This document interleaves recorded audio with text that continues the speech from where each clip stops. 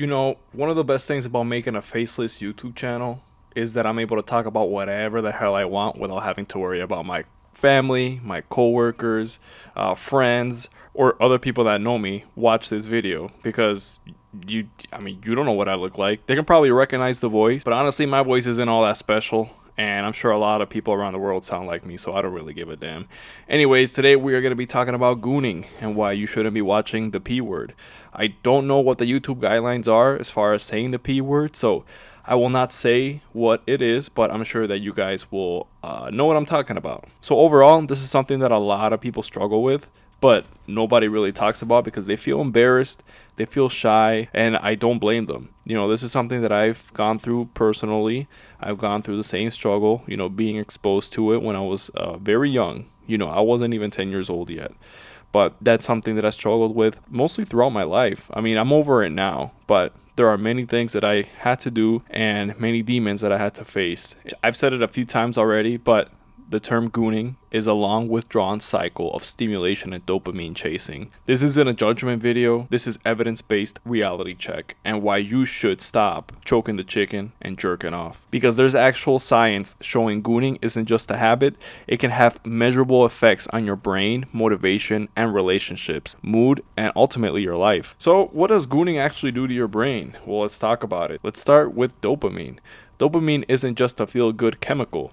It's a motivation and reward signal your brain uses to decide what's worth pursuing. Activities like eating and exercise have dopamine in a balanced and regulated way. But the internet P word, especially prolonged sessions, if you're sitting down, laying down, scrolling through videos, watching 5, 10, 15, 20 minutes, and you still go at it, man, it hits your brain with an unnaturally high spice of dopamine, stronger and more frequent than most everyday pleasures. This repeated overstimulation can cause your brain to downregulate dopamine receptors, meaning you need more and more stimulation to feel the same effects. Sounds like a lot of how drug addiction works, right? Yeah, very similar to gooning. That's why you need to stop. So there's multiple scientific evidence that this changes your brain. And here's where it gets more concrete. Brain scans have shown measurable physical changes correlated with frequent P-word usage. So there was a study published by the GAMA Psychiatry, I think I'm saying that right, found that frequent P-word usage users had reduced gray matter in key areas of the brain tied to decision making and motivation. That is not good. And there's been other research that has linked regular intense use to less connectivity between the reward system and the prefrontal cortex, the part of your brain that is responsible for impulse control and goal-oriented behavior. So what does this mean in human terms? Well, man, this means that your brain can literally be less wired to focus, make good decisions, stay motivated, and have satisfaction from everyday life. So when you go out and go to the gym, but you're still gooning on the side, that session may not feel as good. If there's something in your life that you don't like and you want to make a change to it, it's going to be hard for you to focus on that change. And the fact that you will struggle to make good choices, think about that. How many choices do we make in a day? So more often than not, if you're gooning and watching the P word often, then you're probably not making good choices overall in your life. So let's talk a little bit about mental and emotional impact. There are several studies that show a strong correlation between frequent P-word usage and negative emotional states. So there was a study that showed that college students who use the P-word and watch it, 55% of them report symptoms of depression and 36% of them report anxiety associated with the consumption behavior. When you, let's say, finish, right? You feel that your energy levels are drained. You don't want to do anything. You just want to lay back, sleep, take a nap. And that is because that dopamine released, you feel satisfied. That consumes a lot of your energy, and when you do that and you finish, that's why you don't feel like doing anything else. Imagine you try to goon before going to the gym. Good effing luck. These are not just feelings, these are measurable mental health outcomes that show up in large groups of people, guys. And if you're watching this, you're probably struggling through it, and just know that you're not alone. A lot of people, including myself, have struggled through it. But once you get over that barrier, I'm telling you, life gets a whole lot better. And you know what's crazy? There was another study that showed that 54% of young people were first exposed to it before the age of 13 and 15 before the age of 10. Now, I fall into that 15% category. And think about it, as you're aging and growing and your brain is developing, if you don't cut this off, it's going to be a whole lot harder to cut, when you become an adult.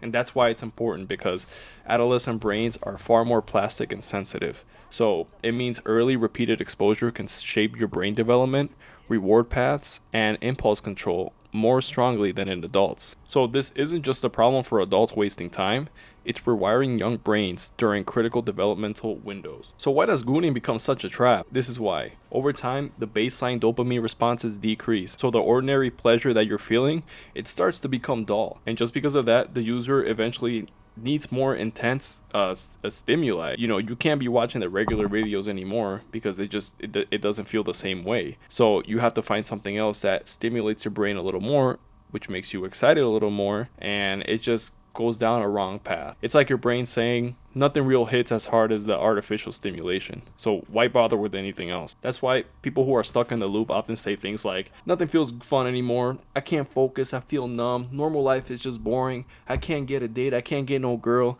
I can't maintain a stable relationship. It's because of those reasons, man. You gotta stop all that gooning. That's just not an anecdote. It's backed by neuroscience on dopamine adaptation. And how does this affect your daily life? You already know. You're already living through it. You know how it affects your daily life. But you know what? I'm just going to break it down for you anyway. You have less motivation for your goal.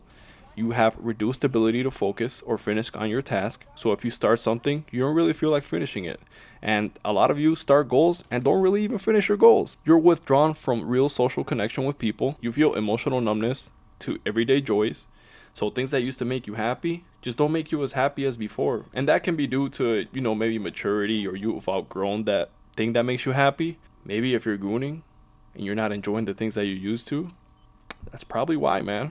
You get increased anxiety and lower mood, and then you're going to start looking at more extreme content. And you know what that does? It strengthens your compulsive habits even more. This is exactly why people describe gooning as a time suck. But it's more than time. It diminishes your capacity to build the life that you want. So you're probably watching this and asking yourself, how do I stop this? Like, I have struggled through it. I've tried so many times throughout the years. I just can't get around to it. I don't know what I'm doing wrong. But let me talk about what actually helps. And these are things that you probably heard of. Reducing overall exposure, even gradually. It's hard to cut things off cold turkey, especially bad habits, right? Think about the people who have addictions to cigarettes, drinking. It's very hard for them to just quit cold turkey. Some guys, you hear stories of they used to smoke a pack a day. Then they reduced it to half a pack. Then they reduced it to 3. Then 1 a day.